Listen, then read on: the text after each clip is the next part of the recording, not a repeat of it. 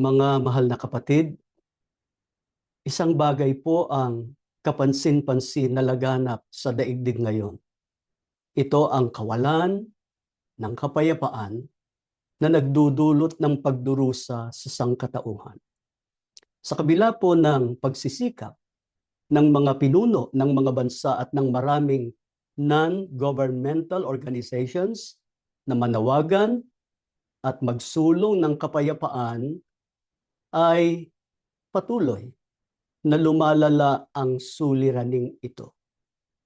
Ang kawalan ng kapayapaan ay hindi lamang dulot ng mga nagaganap na digmaan ng mga bansa at kaguluhang sibil, kundi pati ng laganap na karahasan ng iba't ibang krimen at terorismo, malawakang katiwalian, masasamang pinuno, panlipunan man o pangrelihiyon, iba't ibang anyo ng diskriminasyon at ang laganap na kahirapan. Ang lahat ng ito ay tiyak na nag-aalis sa marami, kung hindi man sa lahat, ng kapayapaan sa kanilang buhay, sa halip ay nagdudulot ng pagdurusa.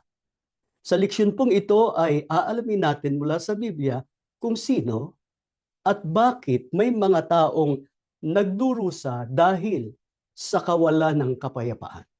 Sino po ba ang tiyak na magdurusa dahil sa kawalan ng kapayapaan sa kanilang buhay? Magsimula tayong bumasa sa aklat ni Propeta Isaias 57:20 hanggang 21. Ngunit, ang masama ay parang maunos na dagat, sapagkat hindi maaaring humusay at ang kanyang tubig ay umaalimbukay ng burak at dumi. Walang kapayapaan, sabi ng aking Diyos, sa mga masama. Narinig po ninyo ang sinabi ng Diyos mismo? Walang kapayapaan sa mga masama. Mamaya po ang Biblia rin ang magpapakilala sa atin kung sino ang itinuturing ng Diyos na masama. Sa ano po inihahalin tulad ng Biblia ang mga masama na nagpapatunay na walang kapayapaan sa kanila. Ang sabi sa mga talatang binasa natin, ang masama ay parang maunos o maligalig na dagat, sapagkat hindi maaaring humusay at ang kanyang tubig ay umaalimbukay ng burak at dumi. Sa makatwid, ang kasamaan ng tao ang ugat na dahilan ng kawalan ng kapayapaan sa daigdig. Laganap po ngayon ang kasamaan, kaya laganap din ang kawalan ng kapayapaan. Subalit ang mas nakalulungkot, maging sa bayan ng Diyos ay nakapasok ang mga taong masasama. Kaya dama rin ngayon ng mga nasa bayan ng Diyos ang kawalang kapayapaan, bunga ng mga taong masasama. Dapat po ba tayong magtaka kung mangyari ang gayon? Hindi po. Sapagkat pag binasa natin sa Kawikaan 29:2, sinasabi ang ganito: kapag matuwid ang namamahala, bayan ay nagsasaya. Ngunit tumatangis o nagdurusa ang bayan kung ang pinuno ay masama. Hindi po ba ganito ngayon ang kalagayan ng iglesia dahil sa masasamang mga tagapanguna? Maaring nagtatanong ang iba kung totoo na ang masama ay parang maunos na dagat, maligalig o walang kapayapaan, bakit hanggang ngayon ay umiiral pa rin ang mga taong masama, maging sa loob ng bayan ng Diyos, nakapaghahari pa nga, waring umuunlad at namumuhay ng payapa sa kabila ng pagtanggi na magbago o ituwid ang paraan ng kanilang pamumuhay. Ang tanong na ito ay hindi lamang itinatanong ng mga tao ng sanlibutan ito laban sa masasamang mga pinuno sa pamahalaan, kundi itinatanong na rin ng mga kabilang sa bayan ng Diyos o sa iglesia ngayon dahil sa masasamang ginagawa ng kasalukuyang mga tagapanguna. Pumapayag po ba ang Diyos na manatili sa kanyang bayan ang masama? Lalo pa ang masasamang tagapanguna? Ano po ang tiyak na mangyayari sa mga masama kung hindi sila magbabago ng paraan ng kanilang pamumuhay? Tingnan natin ang nakasulat sa Job 18, 5 at 18. Ganito ang ating mababasa. Oo, ang ilaw ng masama ay papatayin at ang liyab ng kanyang apoy ay hindi liliwanag. Siya'y ihahatid sa kadiliman mula sa liwanag at itatapon sa labas ng sanlibutan. Ang sabi po ng Biblia, papatayin ang ilaw ng masama. Ang liyab ng kanyang apoy ay hindi liliwanag. Ihahatid sila mula sa liwanag patungo sa kadiliman. Sa makatuwid, pagdidilimin ng Diyos ang isipan ng mga taong masama kung hindi sila magbabago. Itatapon sila sa labas ng sanlibutan. Sa makatuwid, hindi po pahihintulutan ng Diyos na ang mga masasama ay manatiling bahagi ng kanyang bayan, lalo pa ang makapaghari o makapanguna habang panahon. Subalit, kung sino talaga ang masama, ay palaging isang punto ng kontrobersya yun at argumento. Depende sa kung sino ang nag-aakusa at kung sino ang inaakusahan. Sa panig ng mga nagtiwalag sa atin, ng mga naninira at kumakaaway, tayo raw na kanilang itiniwalag kasama ng mga nagpapahayag ng kanilang pagkadismaya sa mga nangyayari sa iglesia, tayo raw ang mga masasama. Sa kabilang dako naman, sa panig ng mga itiniwalag ng di makatarungan at ng mga nadidismaya sa mga nakikitang nangyayari sa iglesia, ang itinuturo naman nilang masama ay ang mga naninira at kumakaaway sa kanila. Gayunpaman, hindi po maitatanggi ng sino man na ang Diyos lamang ang tunay na nakakaalam o nakakakilala kung sino ang tunay na masama. Kaya, itanong natin sa Biblia, sino po ang itinuturing ng Diyos na masama? Na tiyak na ihahatid ng Diyos sa kadiliman at itatapon sa labas ng kanyang bayan. Tingnan ninyo nakasulat sa Isayas sa 26 talatang 10, ganito ang sinasabi. Magpakita man ng awa sa masama, hindi rin siya matututo ng katwiran. Sa lupain ng katwiran, ay gagawa siyang may kamalian at hindi niya mapapansin ang kamahalan ng Panginoon.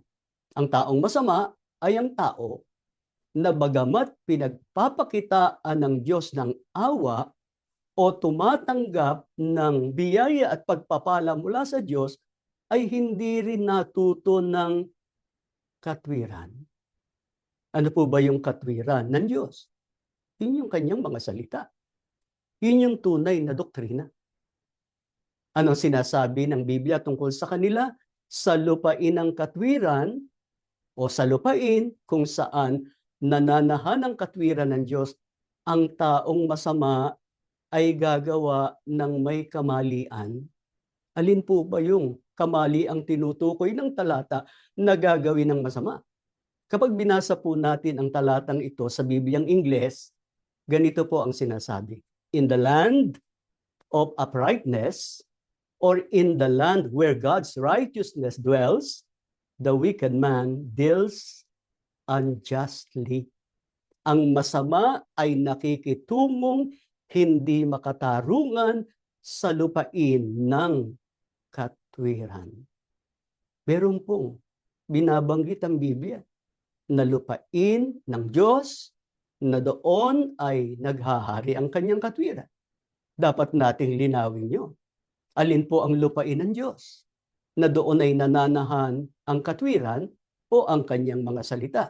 Pag binasa po natin ang hula na nakasulat sa Zacarias 13:7 hanggang 9, ang sabi ng Diyos, sa buong lupain, dalawang bahagi ay mahihiwalay at mamamatay, ngunit ang ikatlo ay maiiwan para subukin upang dalisayin na parang ginto, na ipaunawa na po sa atin ang tinutukoy ng hula na lupain ng ating Panginoon Diyos. Ito ay tumutukoy sa Iglesia ni Cristo sa kabuuan na itinatag ng Panginoong Kristo. Yung una at ikalawang bahagi, nahiwalay, namatay.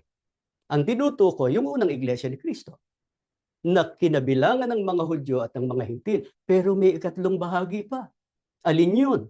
Yung Iglesia ni Cristo sa mga huling araw, na ang banggit sa hula, padadaanin sa apoy, dadalisayin. Yun nga, ang ginagawa ng Diyos sa Iglesia ni Cristo ngayon, pinadaan sa apoy para dalisayin ang pananampalataya. Sa makatwid, ang Iglesia ni Cristo ang lupain ng Diyos na pinaghaharian ng katwiran. Pero yung mga taong masama, yung masasamang mga tagapanguna ay gumagawa ng kasamaan. Yun ngang hindi makatarungan na pakikitungo sa mga naninindigan sa katwiran. Gayunpaman, sa talatang ito na ating binasa, hayaan nating Biblia rin ang magturo sa atin kung paanong hindi makatarong ang pinakikitunguhan ng masasamang mga tagapanguna, ang mga naninindigang matatag sa panig ng katwiran. Ang babasahin natin ay nakasulat sa awit 10:2 hanggang 3 sa New International Version sa pagkakaliwat na sa Pilipino. Sa kanyang pagmamataas, hinahabol ng masamang tao ang mahihina na nahuhuli sa mga pakana na kanyang ginagawa. Ipinagmamalaki nila ang kanilang masasamang kagustuhan, pinupuri nila ang mga sakim, ngunit kinukutya ang Panginoon. Sinabi po ng Biblia, sa kanyang pagmamataas, hinahabol ng masamang tao ang mahihina na nahuhuli sa mga pakana na kanyang ginagawa. Hindi po ba't ito ang ginagawa ng masasama sa bayan ng Diyos ngayon? Sa mga naninindigang matatag sa panig ng katwiran o ng katotohanan ng Diyos? Nagtatanggol, naninindigang matatag sa pagsunod sa mga kalooban ng Panginoon. Nariyang inuusig nila, inaapi, hindi makatarungang itinitiwalag, at ang iba nga ay tinutugis pa gamit ang kanilang masasamang pakana at ang resources ng iglesia. Biktima po ang marami sa atin ng kasamaang ito ng kasalukuyang mga tagapanguna. Ang mas masahol, yung ibang tinugis nila na wala na, hindi na makita. Meron pa, ipinakulong gamit ang mga fabricated cases, gamit ang resources ng iglesia. At hanggang ngayon ay nasa kulungan. Ito bang mga nangyayari ngayon sa iglesia? Nangyari sa panahon ng pamamahala ng matuwid na mga pamamahala sa iglesia? Hindi ba payapa ang iglesia? Totoo yung sinabi ng binasa nating talata kanina, na pagka matuwid ang pamamahala, masaya ang bayan, payapa ang katumbas. Pero pagka masama, ang mga tagapanguna tumatangis, nagdurusa, ang bayan. Ano pang sabi? Ipinagmamalaki nila ang masama nilang kagustuhan. Hindi ba ito'y totoo rin? Yung mga kagustuhan nila kahit mali, ipinipilit gamit ang mga talata ng Biblia. Ano pa? Yung tiwali. Yon ang pinupuri. Pinananatili. Pinagtitiwalaan. Ginagantimpalaan. Subalit, hindi nila namamalayan sa pagsasagawa nila nito. Natutupad sa kanila yung sinabi sa huling talata ng Biblia, ngunit kinukutya nila ang Panginoon. Ang nasisira, ang napupulaan ay ang pangalan ng Panginoon, ang dangal ng iglesia dahil sa kung ano-anong masasama na ginagawa ng kasalukuyang mga tagapanguna. Paano nga? Nakapaghahari pa sila. Paano matutupad yung sinasabi ng Diyos tungkol sa mangyayari sa mga masasama? Ano ba ang turing na ng Diyos sa mga gumagawa ng masama o sa mga nabubuhay sa kasamaan? Pakinggan nyo nakasulat sa unang Timoteo sa 5 talatang 6. Datapwat ang nangagpapakabuyo sa kalayawan, bagamat buhay ay patay. Ang mga nabubuhay sa kasalanan o nangagpapakabuyo sa kalayawan o sa kasamaan kahit buhay pa, itinuturing na sila ng Diyos na patay na. Kahit nangangasiwa pa ng pagsamba. Kahit nagbabasa pa ng Biblia sa harapan ng iglesia, pero ayaw magbago. Sa halip ay nagpapakabuyo sa kalayawan, sa kasamaan, kahit buhay pa sila. Sa tingin ng Diyos, sila'y patay na. Bakit po ang mga nabubuhay sa kasalanay itinuturing ng Diyos na patay na? Kahit sila ay buhay pa. Dinggin ninyo nakasulat dito naman sa Ecclesiastes sa 11 talatang 9. Ikaw ay magalak o binata sa iyong kabataan at pasayahin ka ng iyong puso sa mga kaarawan ng iyong kabataan at lumakad ka ng mga lakad ng iyong kalooban at sa paningin ng iyong mga mata. Ngunit talastasin mo na dahil sa lahat ng mga bagay na ito ay dadalin ka ng Diyos sa kahatulan. Malinaw po ang pahayag ng Biblia, ang hatol ng Diyos sa mga makasalanan o sa mga masasama ay kamatayan.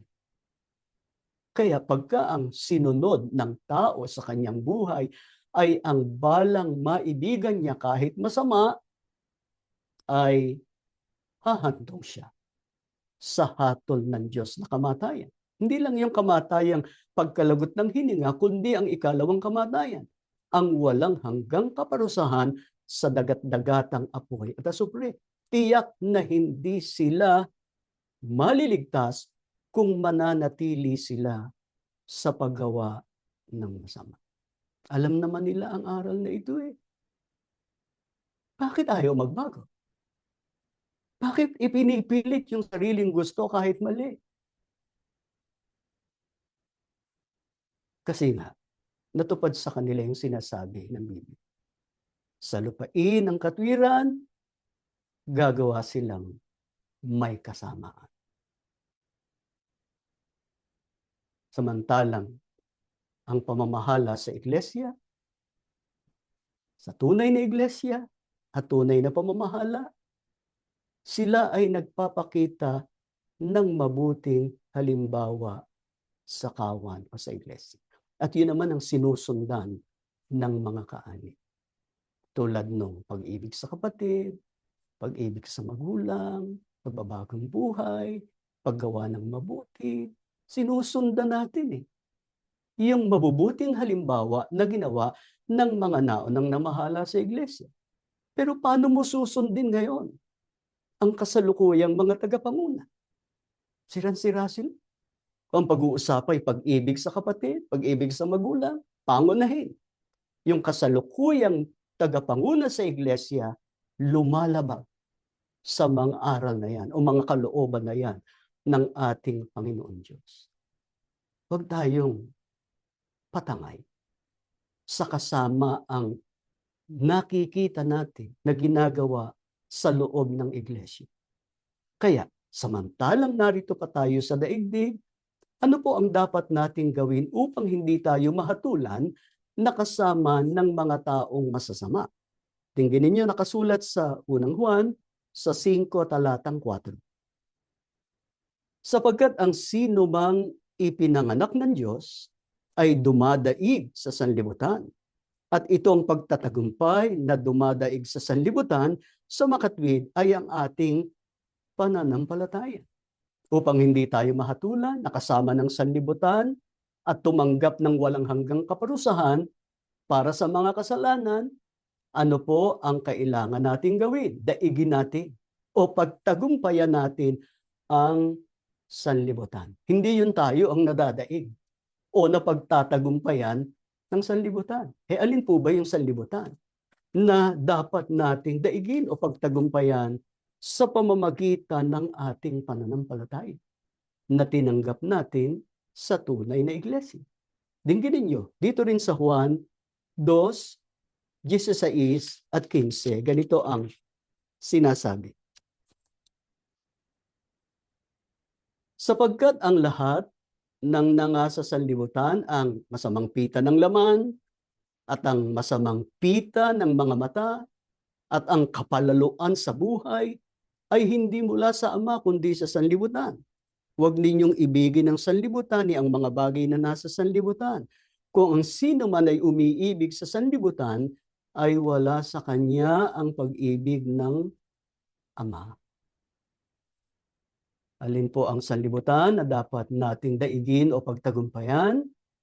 Ang masamang pita ng laman at ang masamang pita ng mga mata. Ano ba yung tinutukoy na masamang pita? Yung masamang hangarin nitong katawang ito.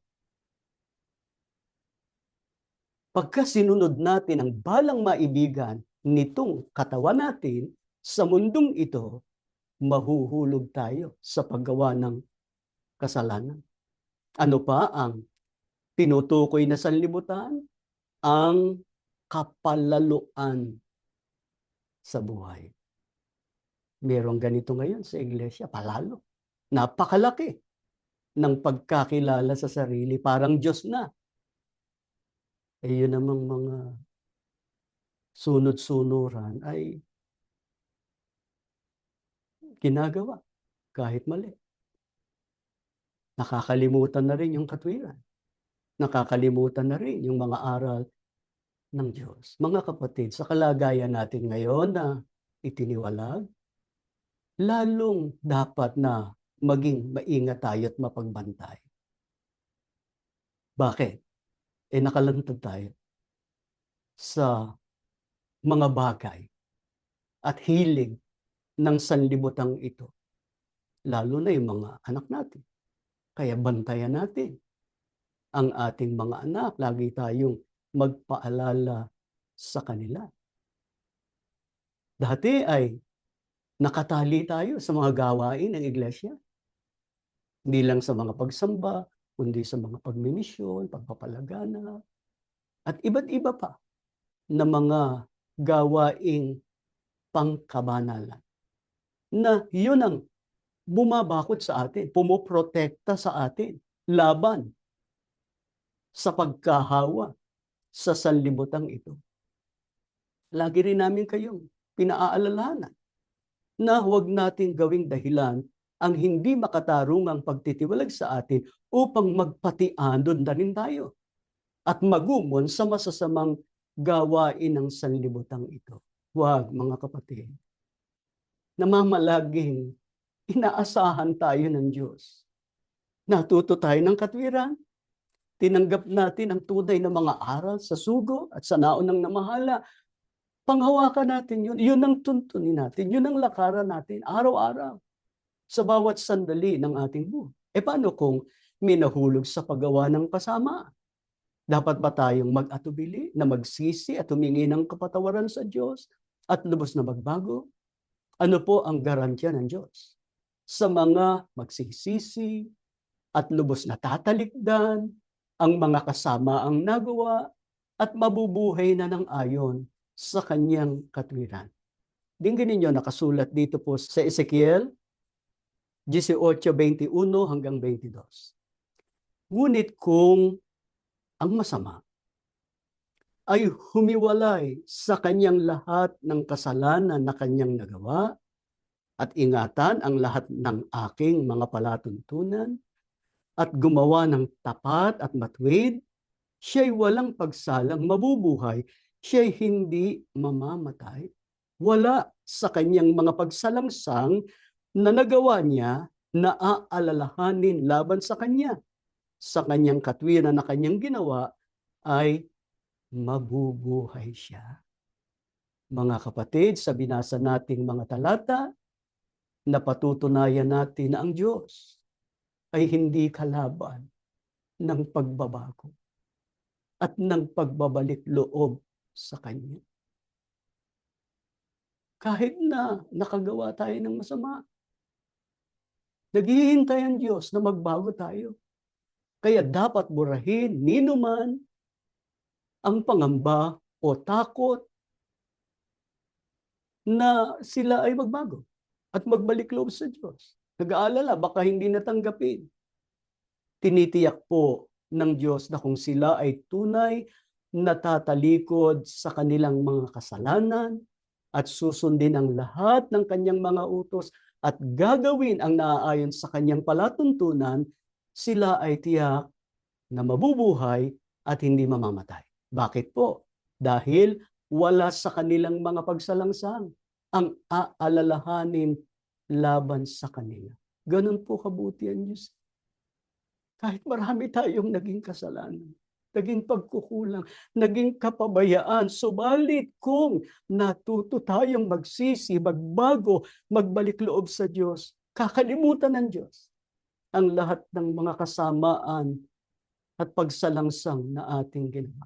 Kaya naman tayo ay lubos na umaasa at nananalangin na hindi sasayangin o babaliwalain ng mga naligaw ang magandang pagkakataong ito na ibinibigay ng Diyos. Dapat po nating bantayan ang ating sarili, maging maingat sa lahat ng paraan ng ating pamumuhay. Huwag tayong mahulog sa paggawa ng kasalanan tulad ng nangyari sa iba. Lalo na ngayon, na ganito ang kalagayan ng iglesia, ang daming naligaw, lalo na sa panig ng mga kabataan. Makalulungkot. Dati ang sigla-sigla, mga may tungkulin pa. Pero dahil sa sumama, ang kasalukuyang tagapanguna, nasira ang pananampalataya ng marami. Kaya nga, narito tayo ng mga magulang para agapan natin ang ating sambahayan, lalo ng mga anak natin. Maaari nating mapagtagumpayan ang lahat ng mga kasamaan kung mananatili tayong matatag sa katwiran o sa panghahawak sa mga salita ng Diyos. Ano po ba ang pangako ng Diyos sa mga lingkod niyang nananatiling matatag sa katwiran o sa panghahawak sa kanyang mga salita? Dinggin ninyo ang huling talatang babasahin ko sa Kawikaan 11, talatang 19. Siyang matatag sa katwiran ay magtatamo ng buhay, at siyang humahabol ng kasamaan ay sa kanyang sariling ikamamatay. Dito po ay ipinakita ang pagkakaiba ng matatag sa katwiran at ng humahabol sa kasamaan o gumagawa ng masama.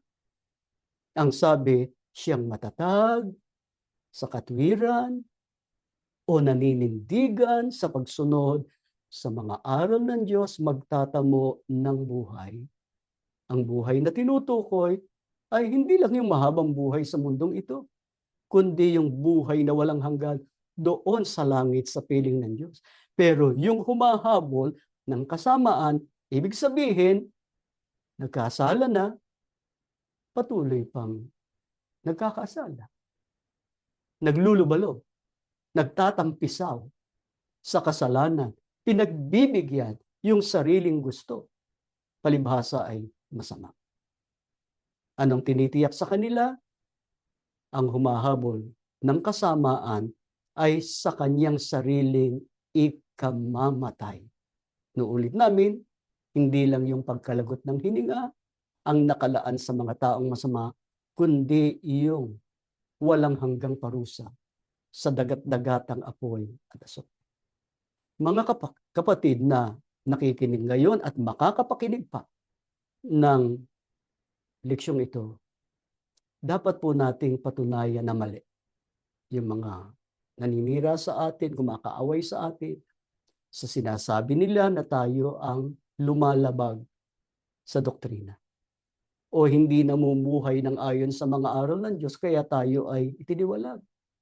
Mapatutunayan nating mali sila sa pamamagitan ng pananatili nating matatag sa katwiran o sa mahigpit na panghahawak sa mga doktrina na tinanggap natin sa sugo ng Diyos sa mga huling araw. Huwag tayong masiraan ng loob sa sinasabi nilang wala nang kabuluhan ang ginagawa ninyong paglilingkod. Kahit pa sinasabi ninyong namumuhay kayo sa katwiran sapagkat wala na kayong karapatan. Itiniwalag na namin kayo, mga kapatid, kung sa kanila ang ginagawa natin ay walang kabuluhan, walang saysay, hindi mahalaga, hindi gayon sa Diyos. Sa halip, ibinigay sa atin ng Diyos ang kanyang garansya. Inuulit ko yung sinabi ng talata, siya na matatag sa katwiran ay mabubuhay. Hindi sayang, mga kapatid, ang ginagawa ninyong panghahawak sa mga aral na tinanggap natin sa sugo at sa naunang namahalan.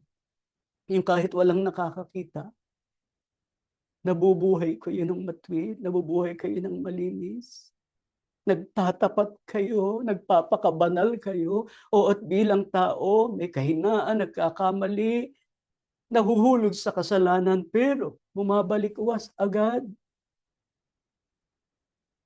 Salamat sa Diyos sa pananampalatayang biyaya niya sa atin. Yung pamamalagi ng ating pananampalataya at panghahawak sa mga salita ng Diyos, yun ang katunayang pinapatnubayan tayo ng Diyos at ng Panginoong Kristo sa pamamagitan ng Espiritu Santo na isinusugo sa ating puso, lalo na pagka tayo sumasamba. Kaya pahalagahan natin ang ating pagsamba. Totoo, pinakahangad natin na makabalik ang iglesia sa dating banal, maayos na kalagayan para makabalik tayong lahat sa pagsamba sa gusaling sambahan. Pero hindi pa ipinahihintulot ng Diyos yun, pero darating yun, samantalang naghihintay tayo, itong pagsamba natin, pahalagahan natin, pagtapatan natin. Hindi tayo pababayaan ng Diyos, datnan man tayo ng ating kamatayan, maliligtas tayo at magtatamo ng walang hanggang buhay. Yan pong ating leksyon. Tumayo kayo. Tayo'y mananalangin.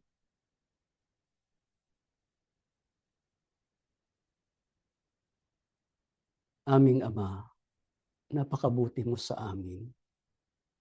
Ginagamit mo pong kasangkapan ang pagtitipon namin para hatdan mo kami ng iyong mga banal na aral na siyang tatanglaw sa aming puso't isipan para manghawa kaming matibay sa mga aral mong tinanggap namin sa mga naunang namahala sa amin.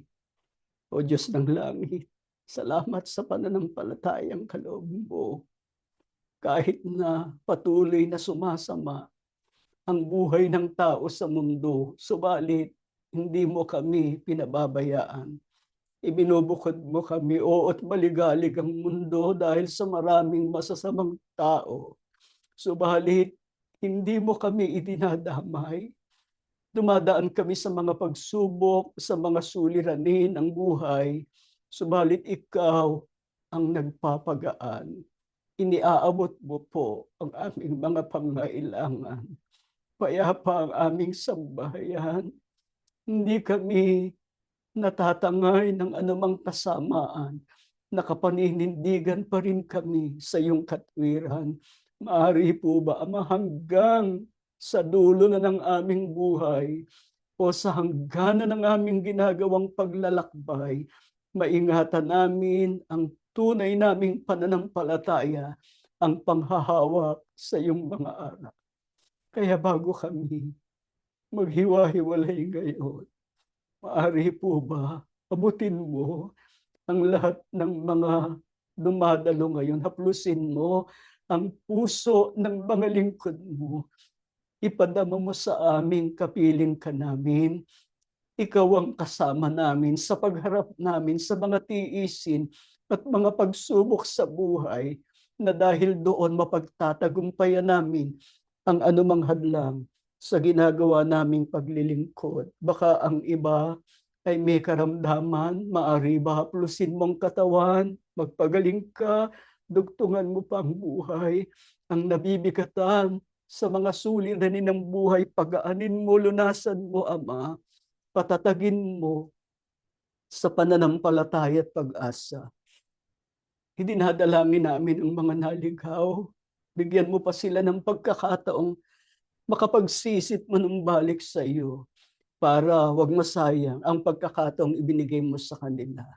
Ang mga hanggang ngayon ay nasa pagdurusa, lalo na ang nasa bilangguan. Ikaw ang nakakaalam, Panginoon, ang kanilang kalagayan. Sumasampalataya kami, hindi habang panahon makapangyayari ang kasamaan, kundi darating ang panahon, mahahayag ang katwiran mo at ang katarungan. Darating din ang panahon, maaayos ang lahat ng bagay sa iglesia para ganap na mahanda sa nalalapit na kaligtasan.